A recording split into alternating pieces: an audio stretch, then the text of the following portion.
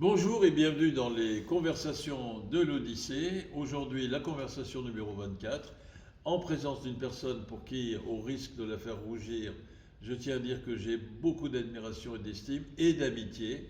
Elle nous a fait l'honneur de rejoindre le comité d'honneur de l'Odyssée. Il s'agit de Francis Hirn. On serait en public, on aurait dit qu'on peut applaudir, mais malheureusement, la salle est vide.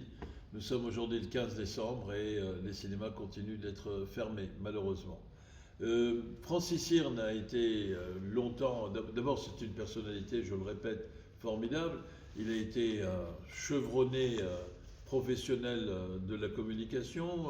Il a été directeur général, tu me corrigeras cher Francis si je me trompe, des dernières nouvelles d'Alsace.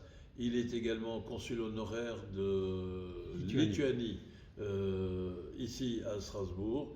Et actuellement, il est président de l'association des Amis de Marcel Rudloff, du Festival de musique de Colmar, ça sera l'occasion d'en parler avec lui, et également président de la Fondation de France de l'Est. Pour l'Alsace. Pour l'Alsace ou pour Oui, l'Est dans le Grand Est, le comité Alsace. Ah, déjà, vous avez anticipé la Non, création. c'est un Grand Est historique, c'est Ah, pas le Grand d'accord. Est D'accord. actuel. C'est pas le Grand C'est Est. Alsace-Lorraine et le nord de la Bourgogne. Donc, en tant que président de la Fondation Grand Est historique, de la Fondation de France, tu es un homme qui a beaucoup de pouvoir et d'argent. Un homme qui ne sait pas dire non. Oui. Même à nous qui ne lui avons jamais rien demandé d'ailleurs, jusqu'à présent, sinon de nous faire l'amitié de nous accompagner et de nous soutenir moralement. Donc, Francis, eh bien, comme pour tout le monde, on pensait que c'était derrière nous, cette période de tempête virale, et puis patatras, ça continue. Nous sommes particulièrement affectés, on aura l'occasion d'en reparler, en tant que cinéma, mais tout le monde, aujourd'hui, il y a... enfin, c'est comme si on freine et qu'on accélère en même temps, ça donne les meilleures têtes à queue. On rentre dans une période de déconfinement, en principe, qui est accompagnée de mesures très restrictives, le couvre-feu, les projecteurs qui vont Et peut-être... l'autoconfinement depuis aujourd'hui, c'est la nouvelle forme. Ouais, c'est l'autoconfinement depuis aujourd'hui, d'accord. Alors, comment tu as traversé toute cette période et en tant que citoyen, en homme intelligent de réflexion, quelles sont les leçons que tu en tires? Je l'ai traversé de manière étrange et bizarre, comme beaucoup de personnes. Il y a eu plusieurs phases. Au début, je crois que c'est un terme qui a souvent été utilisé dans ce contexte, une forme de sidération, l'idée de vivre un cauchemar, mais quand on se réveillait, le cauchemar continuait. Les premiers jours, on a pris ça, enfin moi j'ai pris ça plutôt bien, pour plein de raisons, parce que j'ai la chance d'habiter à l'extérieur de la ville, j'ai un environnement qui se prêtait au confinement, en plus il faisait beau. Les 4-5 premiers jours du confinement, j'ai passé plus de temps dans le jardin de mon épouse que dans les 40 ans qui ont précédé. Mais ça a vite changé, parce qu'assez rapidement, mes nombreuses activités associatives, mes bénévolats que tu as eu l'amabilité d'évoquer tout à l'heure ont repris le dessus.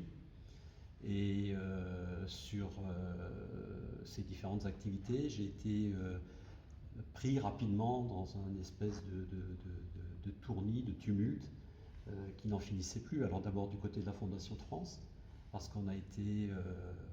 Mulhouse a été très touché, on est très présent sur Mulhouse, on a un programme un peu particulier sur Mulhouse qui s'appelle la mécanique des idées, et on était donc en prise avec le monde associatif, ce qui nous a permis de réagir assez rapidement sur le problème des masques par exemple.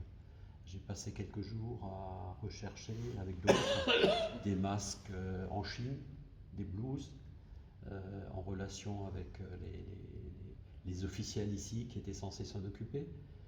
Ça m'a permis de me rendre compte jusqu'à quel point on était mal préparé par rapport à cette crise dont on aurait quand même pu, on aurait pu imaginer les choses un peu autrement. On aura peut-être l'occasion d'en reparler.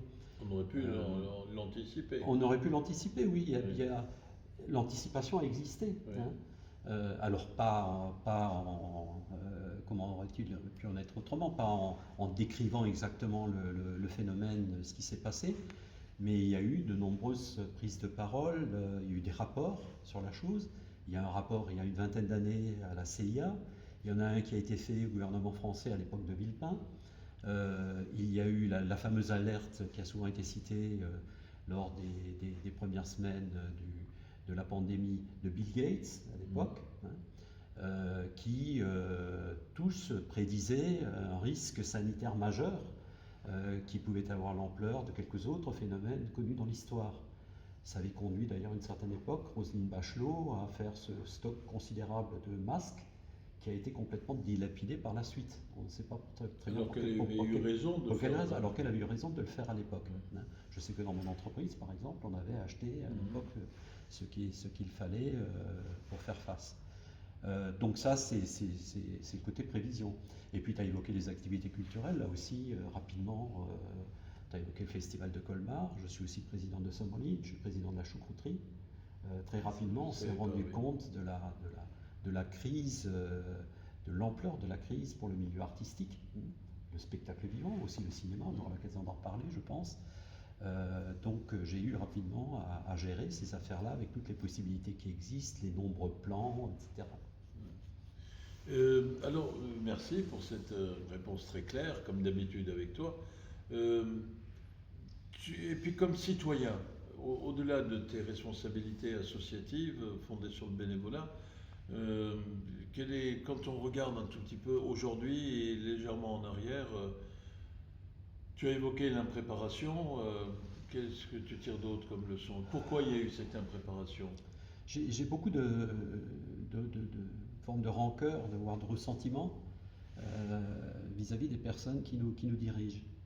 Je pense que cette crise, comme toute crise, aura aussi des effets favorables. J'espère qu'il en restera quelque chose et que notamment, collectivement, nous saurons mieux choisir à l'avenir les gens à qui nous confions notre destin. Parce qu'on s'est moqué de nous dans cette affaire. Pourquoi tu dis ça en me regardant?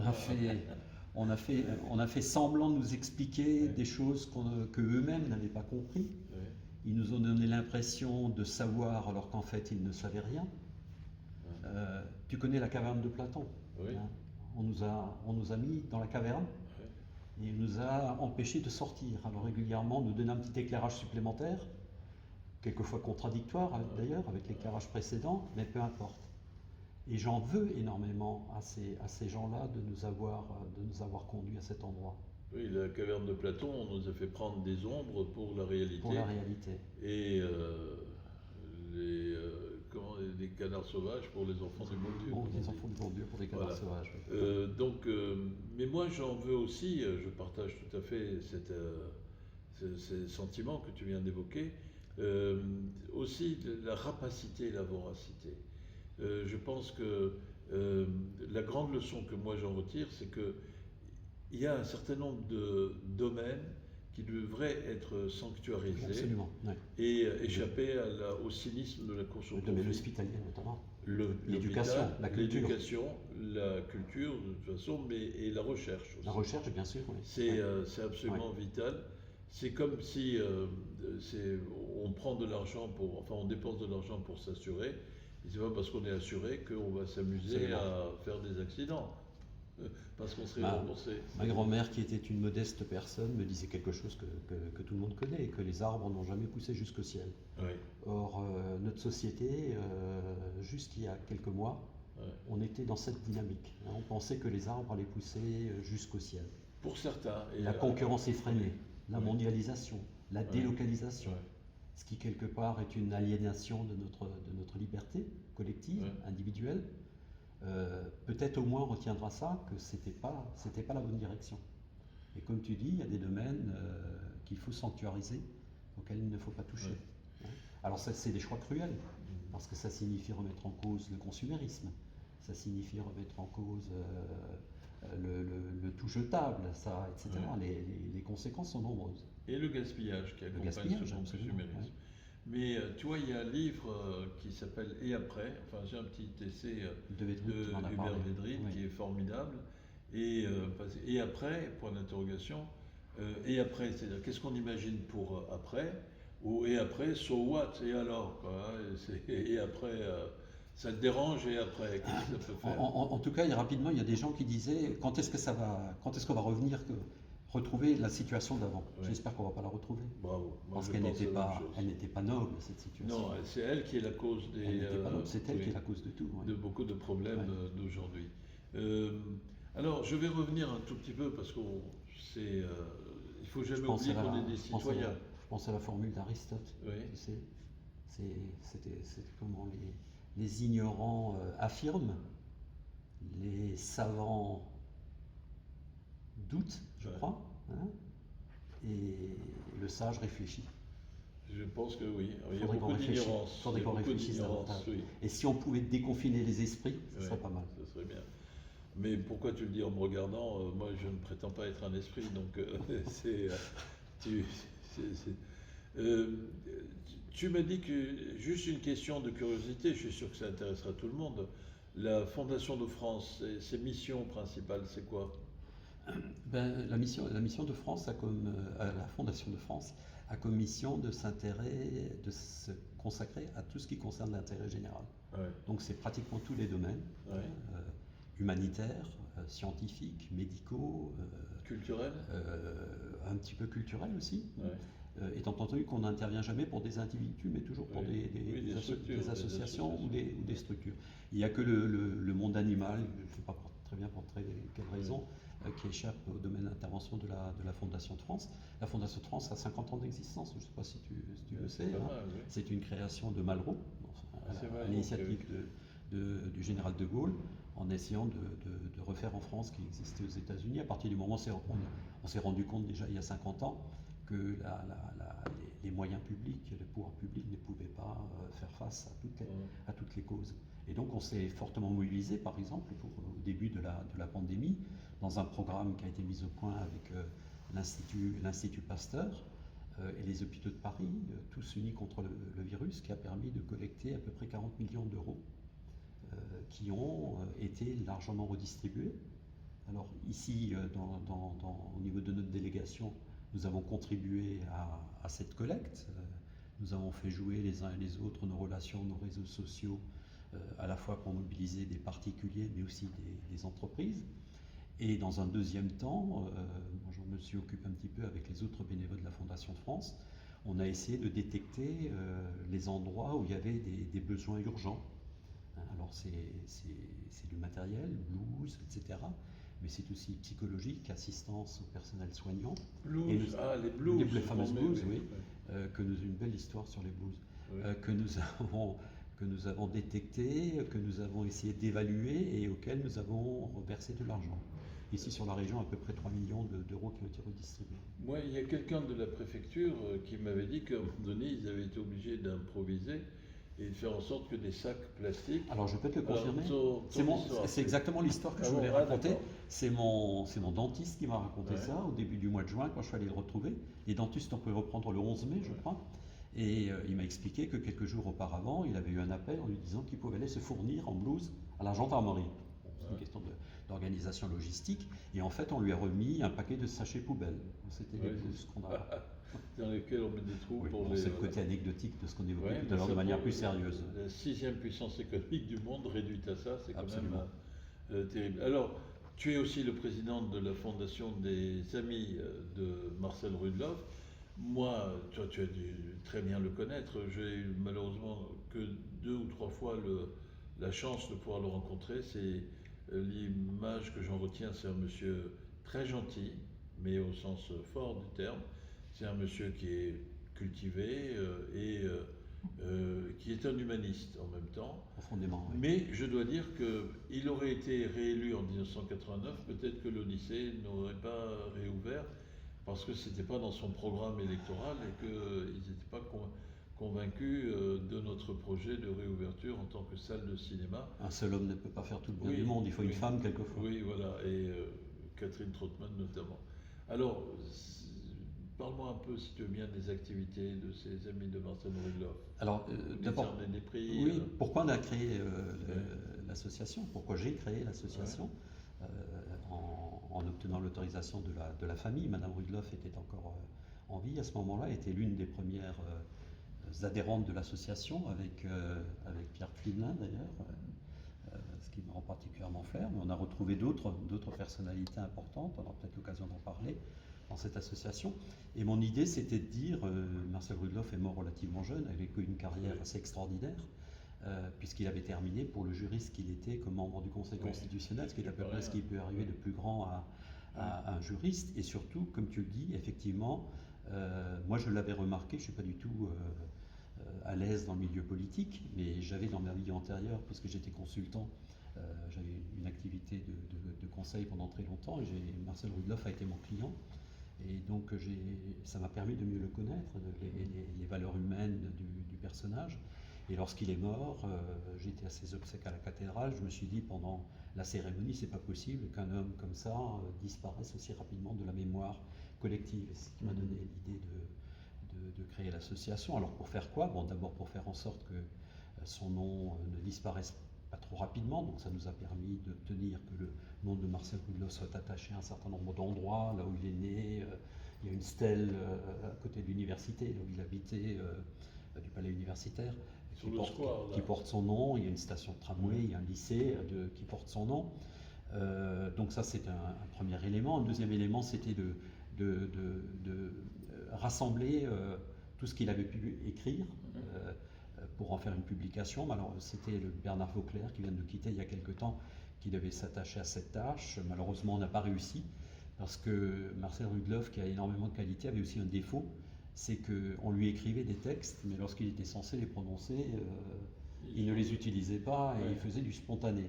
Donc en fait, il n'y a pas une mémoire énorme transcrite sur ce qu'il a pu faire, donc ce travail s'est révélé assez fastidieux. Et ensuite, mon idée, c'était d'attacher son nom à quelque chose qui le représentait véritablement.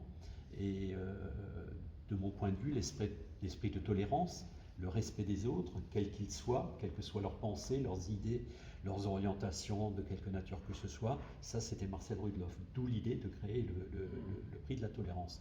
Pour illustrer cette image de tolérance de Marcel Rudloff, c'est quelque chose que Roland Ris aime bien rappeler.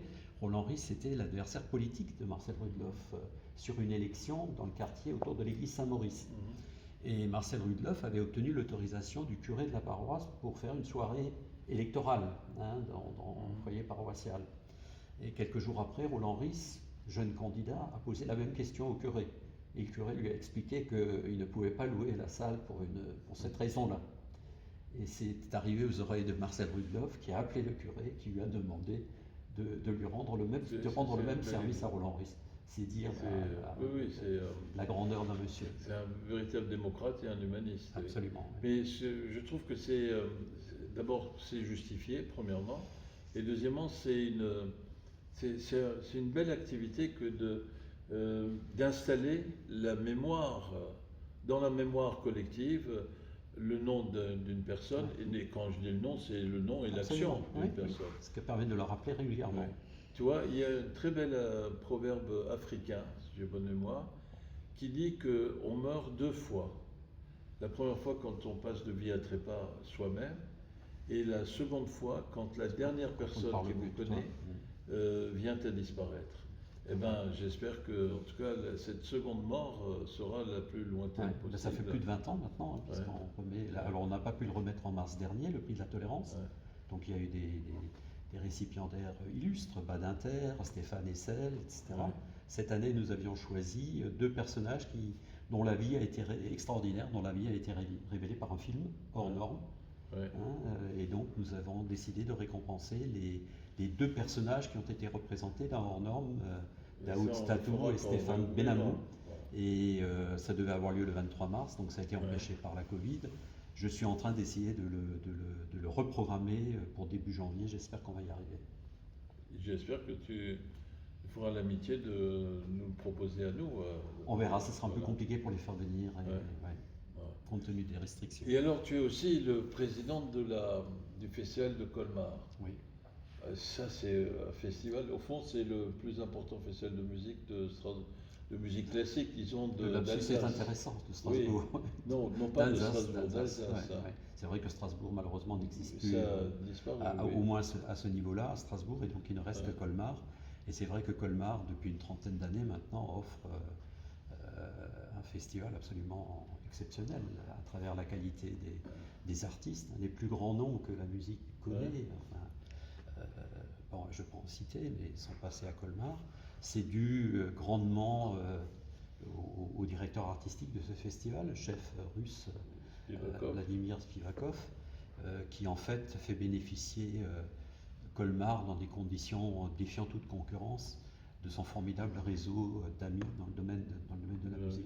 Et donc ça donne lieu tous les ans à 15 jours vraiment de très haute qualité, avec une série de concerts que beaucoup nous envient et peuvent nous envier. Et d'après toi, pourquoi un festival peut être amené à disparaître? Quelles sont pas les erreurs, mais les insuffisances ou les manques qui peuvent entraîner ça? C'est la combinaison de quels facteurs? C'est compliqué, c'est même une question embarrassante. Moi, je ne sais pas très bien répondre. Ce n'est pas moi qui ai fait le festival de Colmar. Je n'en ai fait qu'hériter à la disparition de Yves Muller pour la présidence. J'ai connu celui de Strasbourg parce que les DNA étaient un partenaire historique. Oui. Je sais qu'il a une histoire au moins aussi prestigieuse que le festival de Colmar peut le revendiquer aujourd'hui. Je crois qu'il y a eu une accumulation d'erreurs, certaines d'ordre politique, certaines d'ordre personnel, qui sont liées à ce festival, des fausses rivalités qui lentement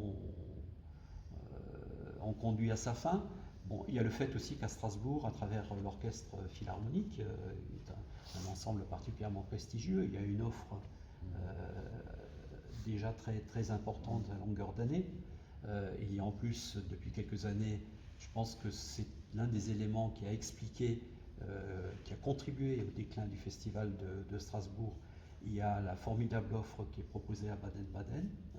Or, le festival de musique de Strasbourg, historiquement, drainait une clientèle de proximité allemande non négligeable. Ouais. Il y a plein de facteurs. Et puis, je crois qu'il y a la personnalité du dernier responsable du festival qui était un petit peu embourbé dans un contexte politique qui lui a été reproché à partir d'un certain moment. Mais c'est un sujet vraiment très compliqué.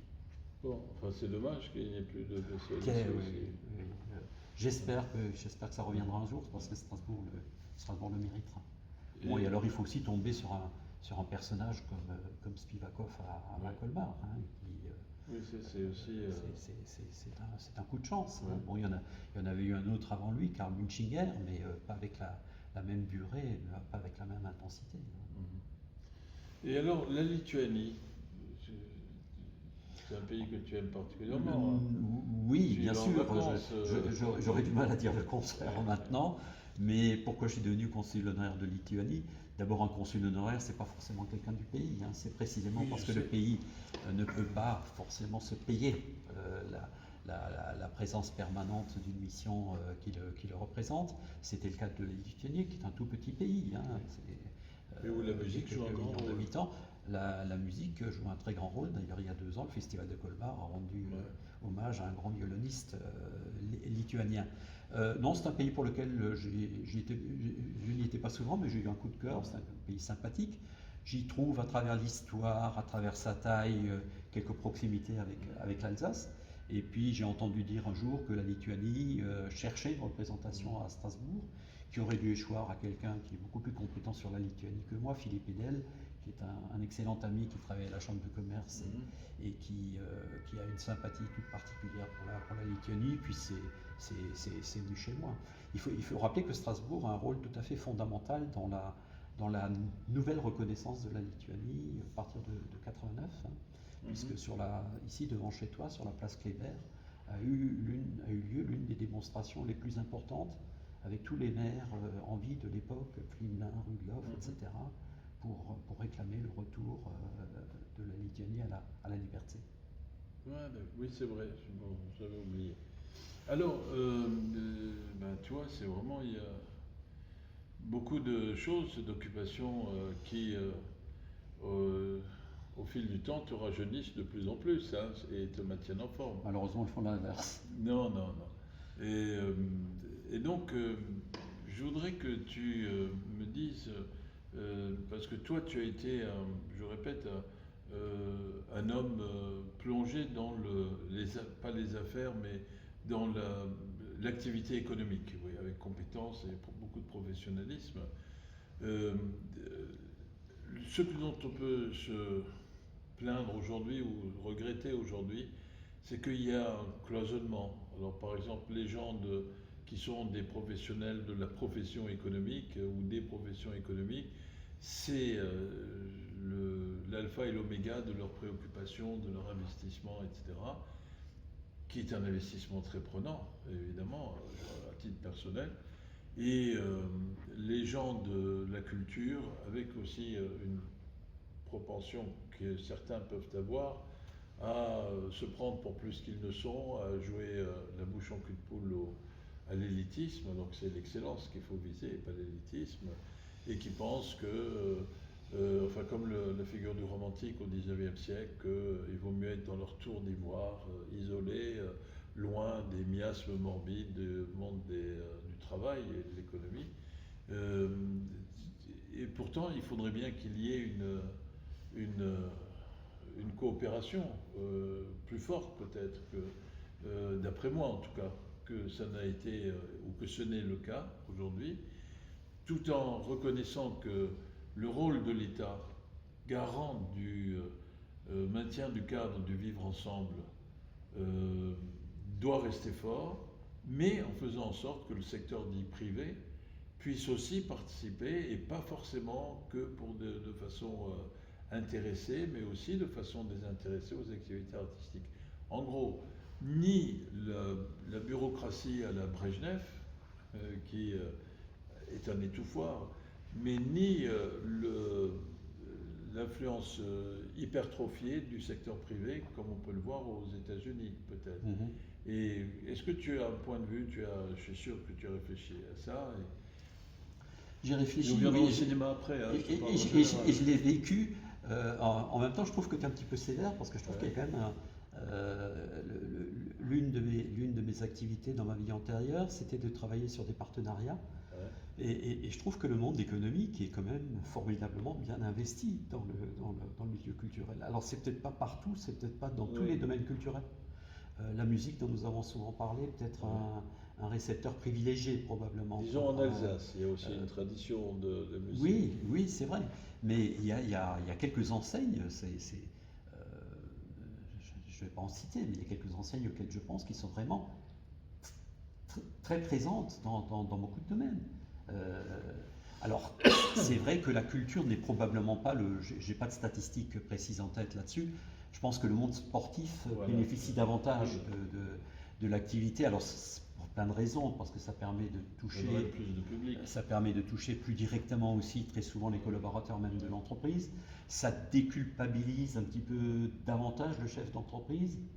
Une entreprise qui finance un opéra, par exemple, aura plus de mal peut-être à l'expliquer si elle est dans le domaine des machines-outils ou des matériaux de construction que si elle investit dans le club de football du coin, surtout s'il porte un maillot bleu. Quoi. Enfin. Mais est-ce que toi tu penses au fond un modèle idéal de coopération entre le secteur privé, l'État, le monde de la culture et le monde de la création artistique? J'ai pas de bonne réponse parce que je pense que j'aurais pu la donner avant si je l'avais et on s'en serait servi. Je pense que c'est quelque chose que de toute façon, alors la crise actuelle évidemment donne une vue un petit peu faussée de la chose, mais je pense que c'est quelque chose qui va continuer à se développer, qui va connaître même un développement important, je pense, dans les années à venir.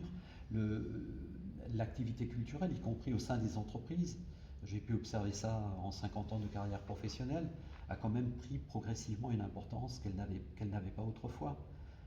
Alors c'est lié quelque part aussi, je pense, à l'état de santé des entreprises qui globalement, une fois plus, en laissant la crise entre parenthèses, qui est meilleure qu'elle l'était il y a quelques années.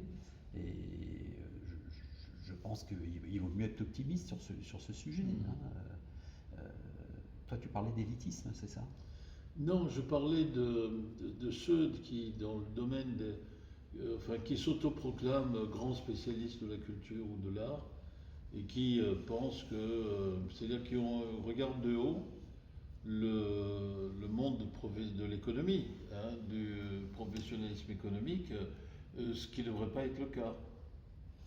Et Je, donc parfois aussi ils ouais, disent oui, bah, les artistes ne nous considèrent pas, alors on s'en fiche. je commence à comprendre ce que tu veux dire, Oui, mais tu vas pas m'entraîner sur ce terrain. oui. Mais Bon, je ne vais pas t'entraîner, c'est pour ça je qu'il n'y a pas de suis, mine, je il n'y suis a pas de je suis piège. d'accord avec Oui, toi. J'ai éprouvé, pour revenir à la crise, j'ai éprouvé la même, probablement la même méfiance ou la même considération par rapport à ces gens qui encombraient les plateaux de télévision dans les premiers jours et premières semaines de la crise. Les virologues, les infectiologues, les épidémiologistes, les journalistes, les grands journalistes qui savent tout dans tous les domaines, les experts, qui nous racontaient une chose et son contraire. Moi qui suis un fanat de l'information, au bout de quelques jours, tu étais j'évitais saturé. systématiquement Ouais, les informations, je ne le supportais plus. Hein. ouais. C'est vrai, c'est vrai. Mais ce que je voulais dire au-delà, aujourd'hui le 15 décembre, là il y a le monde de la culture qui manifeste pour dire au fond, nous refusons d'être considérés comme non essentiels. Bon. Et sur quoi, évidemment, je serai le premier à être 2000% d'accord avec ça.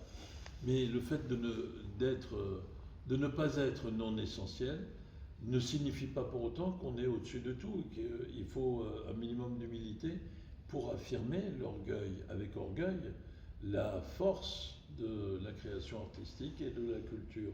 C'est ça que je voulais dire quand je parlais d'un snobisme d'élite autoproclamée, quoi, Oui, domaine de l'art. à propos de ce snobisme, je pense qu'il faut avoir, quand on analyse bon, peut-être pas, je ne vais pas trop épiloguer là-dessus, mais quand on analyse la production et l'offre culturelle, je crois qu'il faut, dans le débat actuel notamment, il faut faire une différence aussi entre la culture des milieux favorisés, milieux urbains, et la culture rurale. Hein. Et même dans le milieu urbain, je crois que c'est un domaine auquel tu es très sensible à travers le cinéma, faire la différence entre les gens qui fréquentent les belles salles du centre-ville, hein, et ceux qui, pour plein de raisons, parce qu'ils pensent que c'est pas pour eux, ou qu'ils peuvent pas se le Qui ne se payer, sentent pas ou chez qui ne se eux. sentent pas chez Oui. eux. C'était le problème des librairies autrefois, Ouais. avant l'invention de Ouais. la FNAC. Hein. Ouais. Librairie, c'était une cathédrale. Ouais. Un homme pas cultivé n'osait pas entrer dans une Ouais. librairie, il était Ouais. complexé. Hein. Et je pense que dans ce domaine, il y a beaucoup de progrès à faire. Et à travers ce que je vis à la Fondation de France, je suis persuadé qu'il y a des entreprises, pour revenir à la question tout à l'heure, qui sont prêtes à s'engager sur une destination culturelle de ce type-là. C'est bien. Évidemment, ils ont le droit aussi de le faire avec un certain nombre d'objectifs qu'ils veulent atteindre. Le fait d'être intéressé ne signifie pas que ça doit être critiqué. Ça dépend Absolument, à quoi on est intéressé et ce qu'on absolument, recherche, évidemment. absolument. Donc, c'est pas le fait Ça peut d'être se dire dans intéressé. certaines limites. Oui. Il faut même le dire. Oui, c'est toujours mieux d'être transparent. Alors, je voudrais maintenant venir à un côté plus personnel et pour un peu embrayer sur le cinéma. Le petit Francis Hirn, il est né en Alsace. Il est Oui, né oui. où? Il est né en Alsace et il n'a jamais eu à en sortir. Il n'en serait sorti que par la force des baïonnettes. C'est Il est né à Brumat. à Brumat. Absolument. Quand est-ce qu'il va pour la première fois au cinéma? Est-ce qu'il Alors, s'en souvient? alors il est né à Brumat dans un milieu ouvrier Ouais. euh, pour lequel le cinéma n'était pas la préoccupation Oui. première. Hein. Aller au cinéma, c'était, y compris pour mes parents, quand ils étaient jeunes, une sortie tout à fait exceptionnelle, y compris au plan économique. Alors la question est intéressante, en même temps douloureuse pour moi, parce que ma première expérience avec le cinéma est profondément douloureuse. J'avais 6 ans quand mes parents m'ont envoyé au cinéma un dimanche avec mon frère, qui avait 5 ans de plus que moi, pour aller regarder un film. Ce film, je m'en souviendrai toute ma vie, parce qu'il était beau, mais aussi la raison pour laquelle mes parents m'ont envoyé au cinéma. En fait, nous avions un chien dont nous étions fanats, il s'appelait Milou, Ouais. et Milou était épileptique Ah oui. et il n'était plus guérissable. Donc pendant que vous étiez au Et cinéma, pendant ils qu'on ont était au cinéma, mes parents abrégé en ont ces profité pour souffrances. agréger les souffrances du chien. Ouais. Mais j'ai vu un film remarquable, c'était Ivanhoe, Ah oui. avec les deux Taylor, Robert Oui. Ellis. Et de Richard Thorpe, voilà. Oui, c'est ça, de C'était Richard Thorpe, exact. Ivanhoe, Oui, voilà, Ivanhoe, c'est la oui, chanson. absolument. C'est C'est un la film fameuse qui chanson. m'a longtemps marqué. Ouais. Bon, après, j'ai retrouvé parce que j'ai quitté Brumat à l'âge de 8 ans. Mon père était chômeur, cherchait un travail, et donc il a travaillé il s'est occupé de l'ascenseur de l'hôtel Anon pendant un temps. On a Ah ouais. migré en ville. Et la difficulté à cette époque-là, c'était en 55, c'était pas tellement loin après la guerre, c'était de trouver un appartement. Ouais. Et mes parents ont accepté la conciergerie, enfin être concierge, portier, d'une maison paroissiale qui se trouve à côté de la laiterie. Il y a une église maintenant, Ouais. l'église Notre-Dame de Lourdes, qui s'appelait La Louisia, qui était une annexe de la paroisse catholique Saint-Jean, une salle de spectacle, Ouais. salle de théâtre, dans laquelle avait lieu à la fois du théâtre, mais aussi le dimanche et le vendredi une messe. Parce que la paroisse était très grande et les gens ne se déplaçaient pas en voiture à l'époque. Donc avec mon papa, je mettais en place l'hôtel. On enlevait les décors du théâtre le samedi, on mettait en place l'hôtel. Et dimanche après-midi, on remettait les décors de théâtre, etc. Et c'est aussi une salle qui a servi de ciné-club pour la paroisse. Donc mes souvenirs cinéma sont devenus très intenses à l'âge de 8 ans, 10 ans. Parce que mon frère, qui avait 5 ans de plus que moi, faisait en même temps opérateur. Donc on allait louer des films.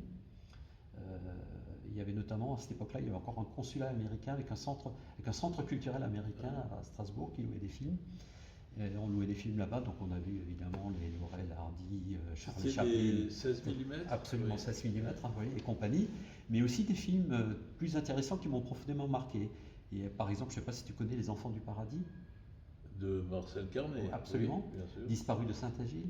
Oui, bien sûr. Des films qui m'ont Oui. profondément Ça, profondément c'était marqué, des films noir et blanc. Mais films aussi le consulat excellents. des États-Unis, non? Alors je ne sais pas Ouais. très exactement Ça où devait c'est être qu'on les a une autre, récupérés. ouais. Ouais.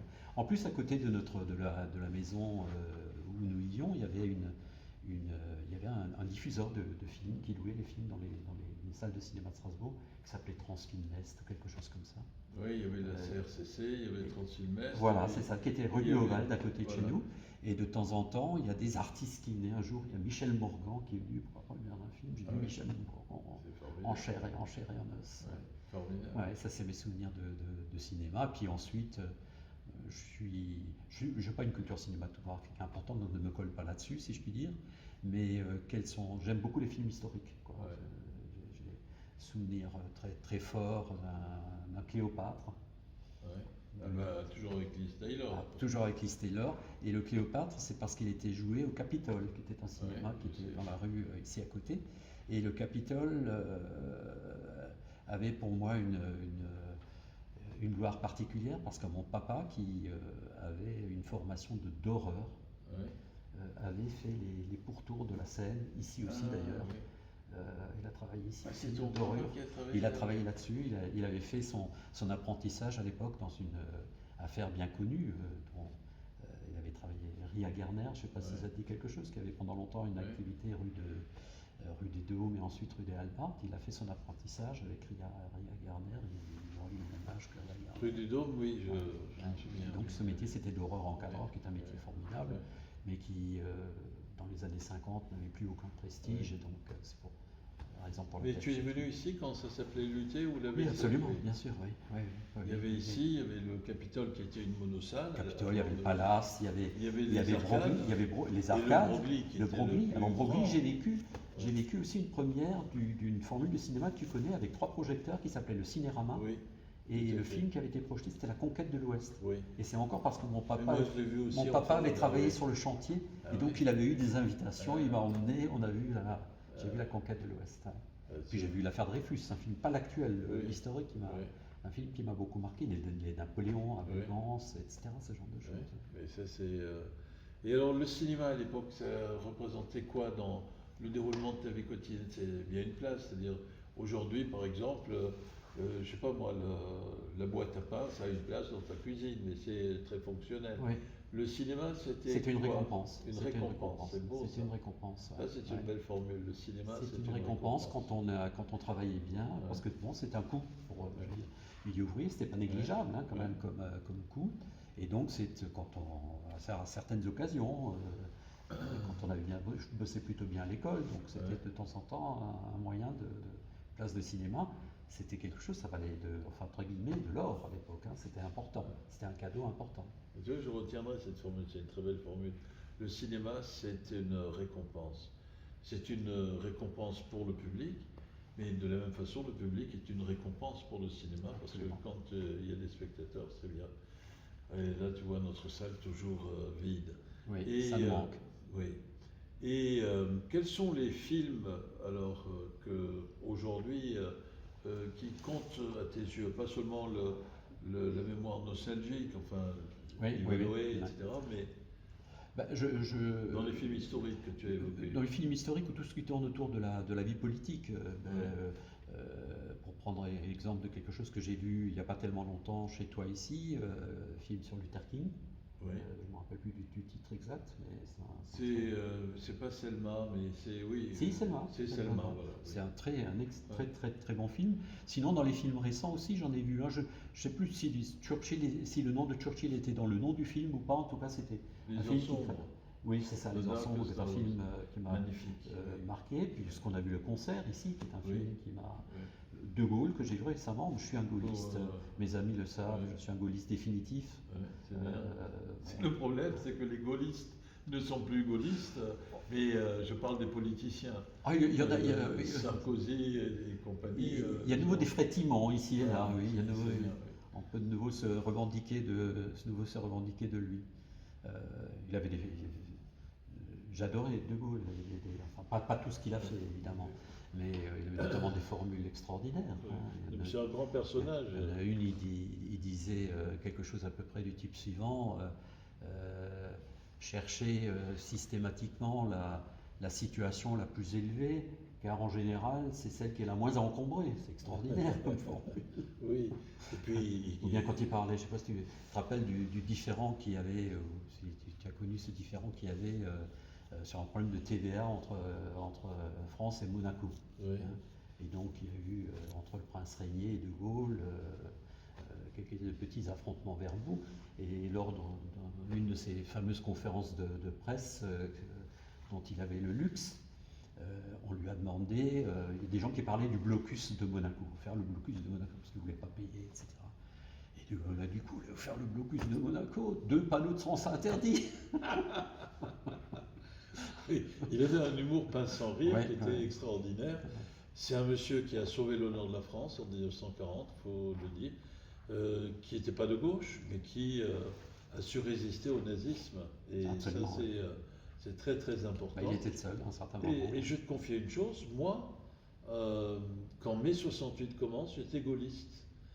J'avais notamment apprécié, mais c'est avec le nom que je porte, avec le fait qu'il ait eu la lucidité d'accepter l'indépendance algérienne. Ça m'avait plu. Bon, après, en même temps, quelque chose qui a été mal compris. Oui, mais il avait joué sur le fameux je vous ai compris, qui reste ambigu. Voilà, pour être compris de tout le monde, c'est-à-dire. Absolument. Mais c'est. Et puis, je dois dire qu'en regardant après coup, parce qu'avec mai 68, je suis devenu léniniste libertaire, tu vois. Moi, je suis resté gaulliste. Voilà. Mais après coup, en regardant en arrière, je pense que notre génération, en tout cas celle qui était contestataire, toi tu étais resté gaulliste, mais gaulliste a été un contestataire en 40 aussi. Oui, à sa manière, oui. Voilà. Il était condamné à mort, quand même, oui. Par exemple. Et ça a été un honneur de s'opposer à quelqu'un comme le général de Gaulle. Et je dois dire qu'il a su... Bon, parfois il s'est mal entouré, Papon en est un exemple plus antipathique, mais le préfet de police de Maurice Grimaud, qui était un grand républicain et grâce à qui il n'y a pas eu de mort en France, ça c'est une chose qu'il faut... et dont devraient s'inspirer beaucoup de gens aujourd'hui quand il y a des manifestations. Heureusement, il n'y a pas eu de mort, mais enfin, il y a beaucoup plus d'éborgnés là récemment qu'en mai 68, c'est clair aussi. Et, euh, et donc les films, oui, historiques, et dans les films, euh, tu aimes pas trop le cinéma soviétique et russe, Je n'ai pas, cinéma américain? je n'ai pas la connaissance que. Alors, lorsque je choisissais des films, alors c'est pas très noble pour quelqu'un qui a une culture comme toi dans le domaine du cinéma de Oui, non, dire mais ça. Mes choix de films étaient faits très souvent en fonction des acteurs, ouais, plus que du thème du ouais, film. Par exemple, des Jouvet, ouais. les Topaz, Mais ce genre de choses. Des Gabin, je suis ouais, fanat de ouais, Gabin. Ventura même, hein, ouais, c'est des choses Ventura, c'est un grand. j'aimais beaucoup. Mais tu as raison, c'était la grande période du cinéma où le cinéma était en véritable osmose, mais il faut dire que les autres fenêtres d'exposition, de divertissement, etc., étaient moins nombreux qu'aujourd'hui. Les occasions de faire autre chose que du cinéma étaient moins nombreuses, mais jusqu'au milieu des années 60, on allait voir un film de Brigitte Oui, c'est ça, Bardot, ouais. de Sophia Ouais, Loren, ouais, ouais, absolument. Cary Grant, et pas de John Wayne, Hitchcock. Henry Oui, Ford, etc. voilà. C'est des Et, noms euh, qui étaient. Ouais. et Ouais. on n'allait pas voir le film du réalisateur, ce qui n'empêchait pas que le réalisateur, parce que c'était important pour s'identifier les acteurs et les actrices.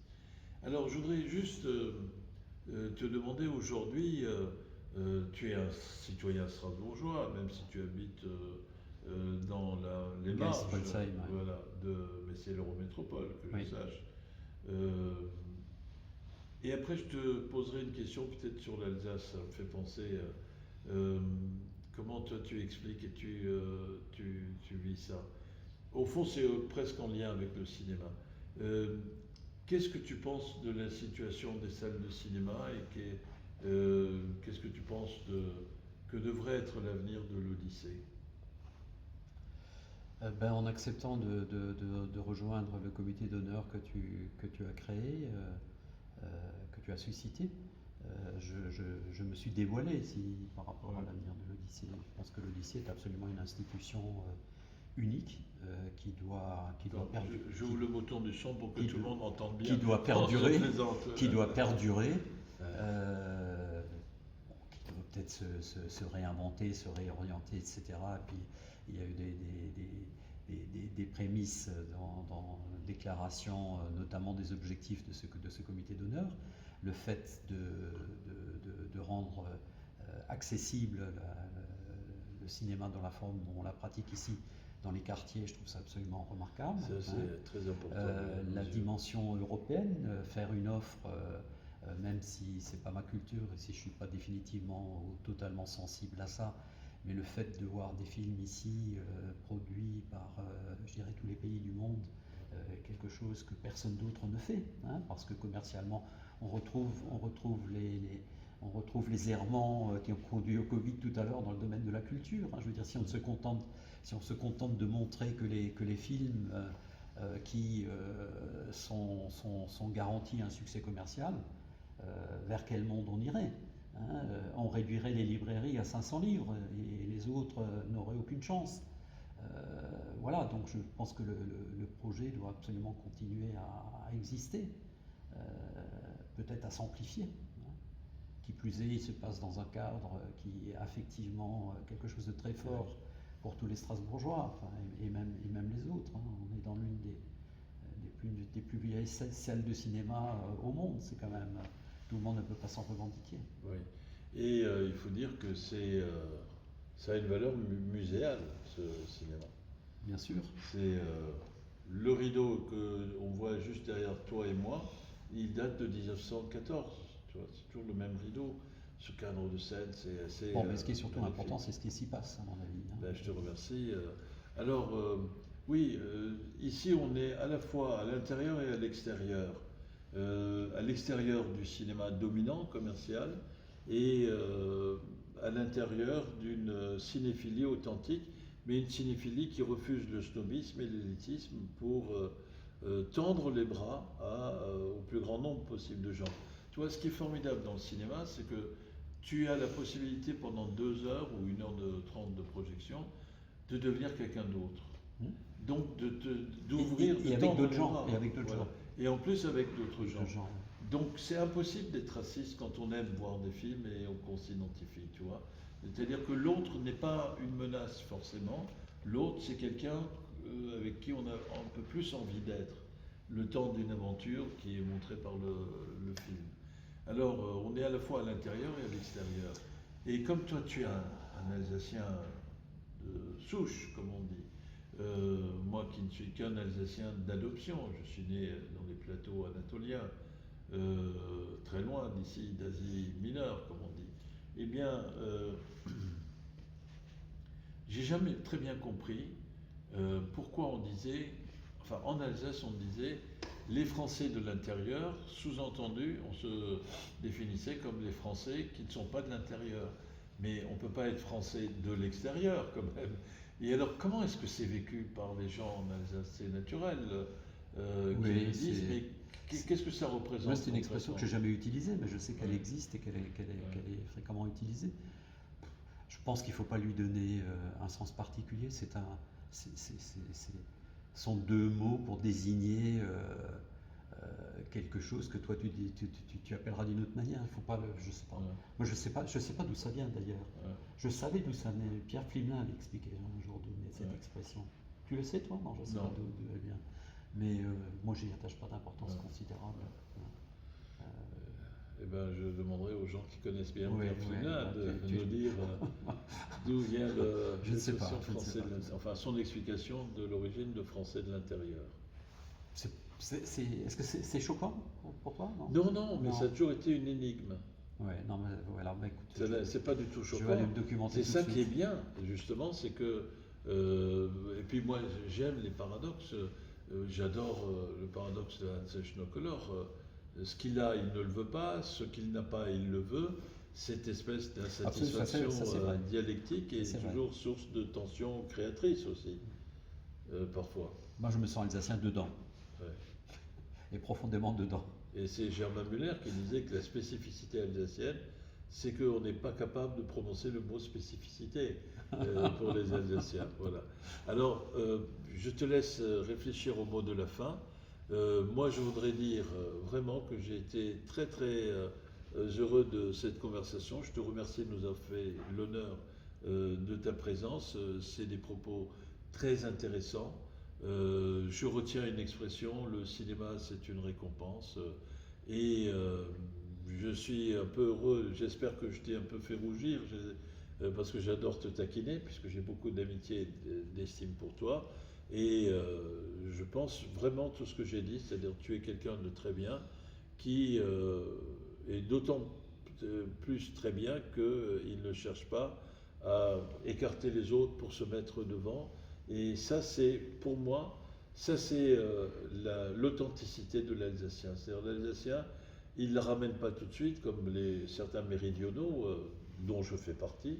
Mais quand il dit quelque chose sincèrement, c'est durable, c'est pas purement occasionnel. Tu as le mot de la fin, mon cher Francis. J'aime ce que tu dis là, j'aime ce que tu dis, ça me rappelle encore une parole de mon père qui m'a appris deux choses. Tu as évoqué tout à l'heure mon activité débordante dans tous les domaines, c'est parce que le travail a toujours été pour moi un refuge, donc il m'a expliqué que le travail c'était important et je l'ai pris au mot, euh, le travail. Et il m'a dit aussi de respecter tout le monde, mais de ne jamais m'abaisser devant qui que ce soit. Ça, Bon, en même temps, comme tu dis, je crois que c'est pas ma nature de me mettre en avant. Je vois pour quelle raison d'ailleurs. Ça m'a fait plaisir que tu dises ça. Alors, au mot de la conclusion, qu'est-ce que je peux te dire?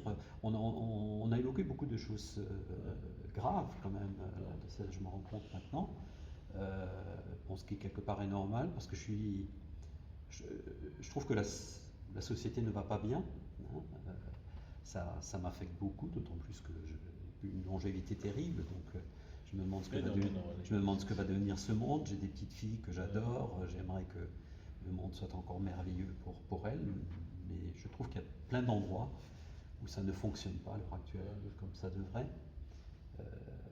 Les choses s'écartent de plus en plus au lieu de se rapprocher. tout le monde ne souffre pas de la crise, hein. Il y en a même qui s'enrichissent. Par contre, il y en a qui vivent de plus en plus mal, et c'est quelque chose qui m'affecte profondément. Donc, il faut rester optimiste. Dans les vœux que j'envoie actuellement à mes amis, je reprends une formule que j'ai trouvée parce qu'on l'attribue à Churchill, je ne sais pas si c'est lui, mais en tout cas je l'aime bien. Il disait que c'est que lorsqu'il fait nuit que l'on peut voir les étoiles, que les étoiles s'allument, hein. Donc je veux prendre ça comme parole d'optimisme, mais pour le chrétien croyant et pratiquant que je suis, dans la perspective de Noël, c'est une formule qui me va très bien. Eh bien, c'est un très très beau mot de la fin. Et ce que je oublié de dire avant, quand je disais toutes les raisons pour lesquelles j'ai beaucoup beaucoup d'estime et quant à l'authenticité de ta personnalité, on a montré un film qui s'appelle Rhodes, un film allemand, Julian Schnibel, sur l'histoire d'un petit Africain, enfin d'un jeune adolescent africain et d'un jeune Anglais qui sont rapprochés par les turbulences de la situation dans laquelle ils se retrouvent. Et la plus belle définition de la fraternité est dans ce film. Et l'un vis-à-vis de l'autre ils se disent chacun l'un à l'autre la fraternité, ce qui est le symbole et le centre même de la fraternité. Merci d'avoir été là pour moi. Et moi je te dis merci d'être là pour nous, mon cher Francis. Et j'ai envie de te dire la même chose. Voilà. Merci beaucoup, au revoir, à bientôt.